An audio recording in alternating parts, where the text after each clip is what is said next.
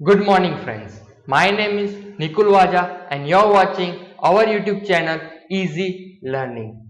So, in last class, sorry, not in last, in last video, we have learned till what is drawings. Okay, and from this video, we will begin with what is liability, assets, and further other accounting basic terms. So, let's start. Liability. Simple सी भाषा में बोले, in a very simple language, it is just like उधार. A liability is something a person और a company owes, usually a sum of money. ठीक है, liability क्या है? तो कि लाइबिलिटी वो है जो कंपनी या फिर कोई एक इंसान किसी के पास बकाया रहता है. बकाया मतलब बाकी है. ठीक है, क्या? तो कि सम ऑफ मनी, पैसा लेना बाकी है या फिर पैसा देना बाकी है. Okay, liabilities are settle over time through the transfer of economic benefits including money, goods और services recorded on the right side of the balance sheet. Liability includes loan, account payable, mortgages, deferred revenues, bonds, warranties and accrued expenses. क्या लिखा है? अरे liability वो है जो एक economic benefit transfer करता है फॉर अ टाइम बीइंग. जब तक आप पैसा नहीं भरते हो, लेकिन मुझे उसका बेनिफिट मिलना चाहिए. जैसे कि आपने किसी से कुछ पैसा उधार लिया, जैसे कि लोन ले लिया.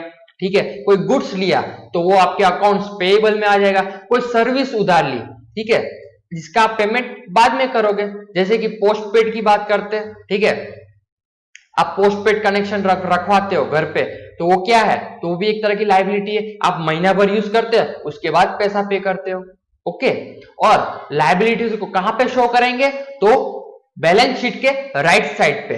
राइट साइड पे एक स्पेसिफिक कॉलम है जिसका नाम है लायबिलिटी, और लेफ्ट साइड का कॉलम होता है असेट्स. ठीक है, लायबिलिटी मतलब आपके बिजनेस की कितनी उधारी है, और एसेट्स मतलब आपके बिजनेस के पास कितना धन है, मिलकत कितनी है. ठीक है, ये होता है लायबिलिटी. और असेट्स, असेट्स के बारे में नेक्स्ट स्लाइड में पढ़ेंगे. अभी लायबिलिटी दो तरह की होती है.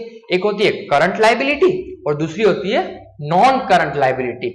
करंट लायबिलिटी मतलब जो with in 1 year short out हो जाती है, आप जिसको पे कर देते हो. और नॉन करंट लायबिलिटी मतलब लॉन्ग टर्म पीरियड्स की होती है, लॉन्ग टर्म लायबिलिटीज होती है, जिसको आप आफ्टर 1 ईयर या फिर मोर देन 1 ईयर इसको रीपेमेंट में टाइम लगाते हो. ठीक है, current liability for a short period, that is with in the period of 1 year. यानी कि ट्रेड पेएबल्स हो गए, अकाउंट पेएबल हो गए, शॉर्ट टर्म एडवांटेज हो गए, उसके बाद आप बोलो आपका प्रोविजन फॉर टैक्स हो गया, कुछ ऐसे डेफर्ड रेवेन्यूज है. ठीक है, जो आप पार्ट में पेमेंट करते हो. ठीक है, वारंटीज है. ठीक है, 1 साल की वारंटी दी है अगर आप कंपनी ने आपको सर्विस की कुछ भी, तो वो विद इन 1 ईयर की होगी, तो वो करंट लायबिलिटी में इंक्लूड की जाएगी.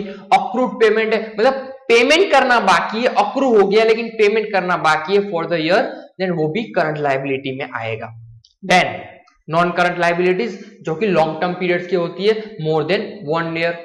जैसे कि आपने कोई मोर्गेज लोन करवाया. ठीक है, आपने कहीं पे सपोज डिबेंचर इशू किए हैं, कोई बैंक से लोन लिया है, तो ये सब क्या है? ये लॉन्ग टर्म लायबिलिटीज में आते हैं. ठीक है, तो ये था liabilities. Now assets, most important. जब तक स्टूडेंट कॉमर्स फील्ड में रहेगा तब तक वो एसेट्स और लायबिलिटी में ही खेलता रहेगा. ठीक है, तो ये दोनों टर्म अच्छे से समझना बहुत जरूरी है. And assets is an resource with economic value that an individual, corporation or country owns or control with the expectation that it will provide a future benefit. Most important word, future benefit. कौन से resources? तो कि economic value वाले resources जो future में हमें क्या provide करेंगे? बेनिफिट प्रोवाइड करेंगे. Assets are reported on the company's balance sheet and are bought or created to increase the firm's value or benefit the firm's operation. And assets can be thought of as something that in the future can generate cash flow, reduce expenses, improve sales. क्या simple भाषा में कहूं तो assets वो है जो हमको future में बेनिफिट दिलाएंगे, एक्सपेंस को कम करेंगे और हमारे सेल्स को इंप्रूव करेंगे। ठीक है, मतलब सेल्स में इंक्रीमेंट आएगा। ओके, और हम बैलेंस शीट में कहां पे दिखा दे तो कि राइट हैंड साइड पे स्पेसिफिक कॉलम होता है असेट्स का, जहां पे fix assets, non current assets और करंट एसेट्स 3 बाइफर्केशंस में है। ओके, और कुछ हाँ असेट्स वो भी होते हैं जो फर्म की वैल्यू बढ़ाते हैं। ठीक है, फर्म के जो ऑपरेशन है उसको बेनिफिट देते हैं। अभी बेनिफिट कैसे देते हैं, आपने प्लांट एंड मशीनरी परचेज किया तो वो आपके प्रोडक्शन में हेल्प करेगा। ओके, आप बहुत सालों से आप अपना बिजनेस चला रहे हो तो आपकी गुडविल है। ठीक है, तो वो गुडविल भी असेट साइड आती है जो आपकी फर्म की वैल्यू को शो करती है, रिप्रेजेंट करती है। गुडविल ज्यादा होगी तो आपकी फर्म की वैल्यू इंक्रीज हो जाएगी मार्केट में। ओके, ठीक है, असेट्स दो तरह के होते हैं, मैंने बोला असेट्स, करंट एसेट्स और non current assets. Current assets क्या होता है, those assets which can be converted into liquidity with in 1 year. किसमें, तो कि लिक्विडिटी में। लिक्विडिटी मतलब which can easily converted into cash, which can easily converted into cash। ठीक है, आज मेरे पास मान लो रिसीवेबल्स है। ठीक है, ट्रेड रिसीवेबल्स मतलब मुझे कुछ लोगों के पास से पैसा लेने हैं। ठीक है, और मैंने प्रोडक्शन किया, उसको सेल किया क्रेडिट पे और 3 मंथ्स का मैंने उसको क्रेडिट पीरियड दिया कि भाई तू मुझे पेमेंट अभी मत कर, 3 महीने के बाद कर। तो वो मेरे अभी आज की डेट पे मेरी बैलेंस शीट में वो ट्रेड रिसीवेबल्स है जो विद इन 3 मंथ्स में उसको कैश में कन्वर्ट कर लूंगा। That means I will realise cash from that person. Okay, तो ये था एग्जांपल करंट एसेट्स का। बैंक बैलेंस है, कैश है, बहुत कुछ आता है उसमें। देन नॉन करंट एसेट्स की बात करते हैं।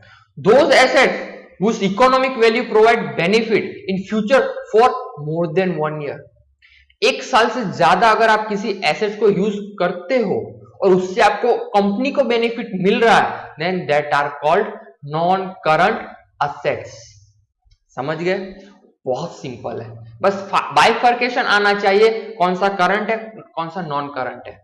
ठीक है, जो करंट एसेट्स है वो शॉर्ट टर्म पीरियड में आपको कैश जनरेट करके देगा और जो नॉन करंट एसेट्स है वो आपको लॉन्ग टर्म पीरियड पे कैश जनरेट करके देगा। Done, next. Oh my God, fix assets. अभी तो हमने एसेट्स पढ़ा और फिक्स एसेट्स, हाँ फिक्स एसेट्स जो कि नॉन करंट एसेट्स का पार्ट होता है। A fix asset is a long term tangible piece of property or equipment that a firm owns and uses in its operation to generate income।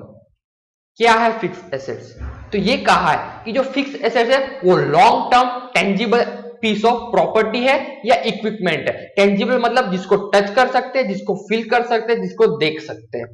ठीक है, और जो business के ऑपरेशन में use होंगे और उससे हमको क्या मिलेगा, तो कि इनकम मिलेगी। कब, तो कि फ्यूचर में वो आपको जनरेट करके देगा।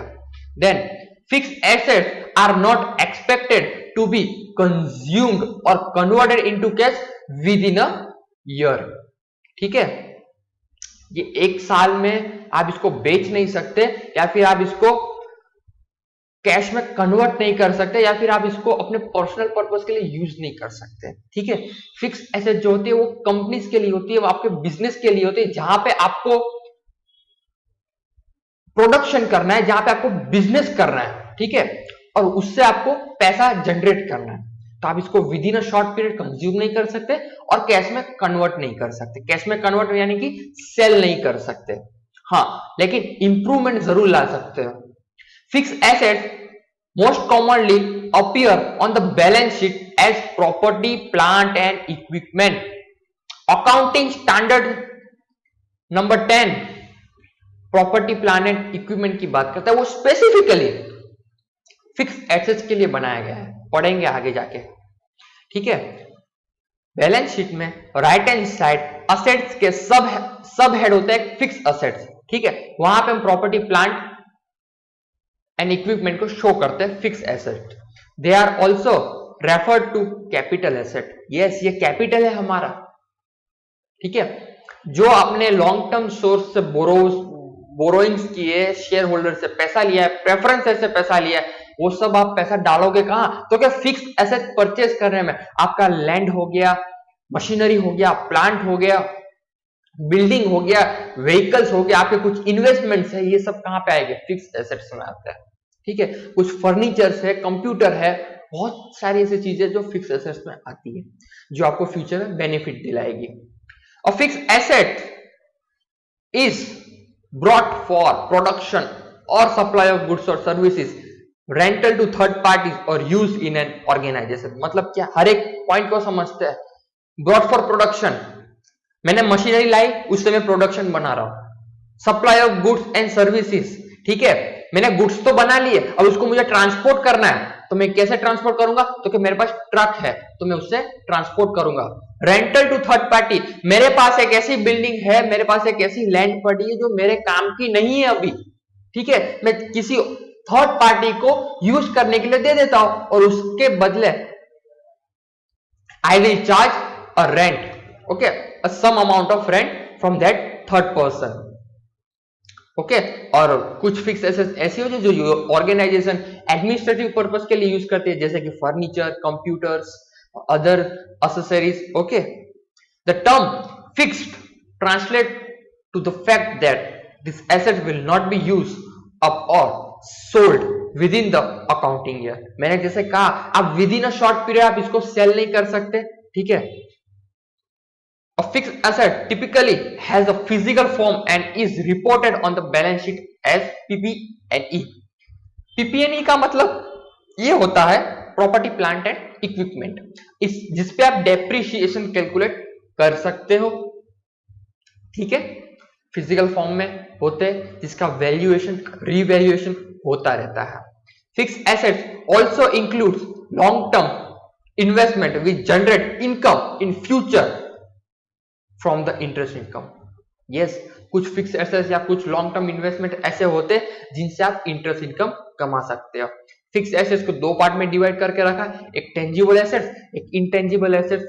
टेंजिबल मैंने जैसे आपको बताया कि वो हम टच कर सकते हैं, फील कर सकते हैं और देख सकते हैं, और इनटेंजिबल वो होते हैं जिसको हम देख नहीं सकते, जस्ट फील कर सकते हैं, और फील करना भी थोड़ा मुश्किल है और देख नहीं सकते। जैसे कि आपकी कोई आईटी कंपनी है और आईटी कंपनी में आपको तो पता है कि सॉफ्टवेयर बहुत यूज होते हैं, तो कुछ सॉफ्टवेयर इतने महंगे आते हैं कि आप उसको फिक्स एसेट में कंसीडर करोगे, लेकिन वो सॉफ्टवेयर तो टच नहीं हो सकता, देख नहीं सकते, जस्ट महसूस किया जा सकता है उसको कंप्यूटर में डाल के, तो वो क्या है?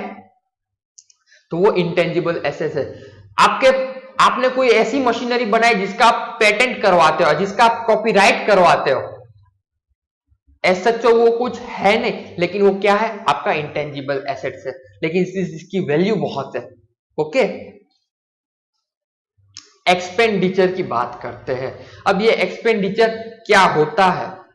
ठीक है, जो हमने खर्चा किया है वो, लेकिन खर्चे भी बहुत सारे होते हैं, क्योंकि मैंने, आप देख रहे हो यहां पे बहुत सारी ऐसी चीजें हैं जिसको हम पढ़ेंगे। An expenditure is a payment और अ disbursement, payment or a disbursement.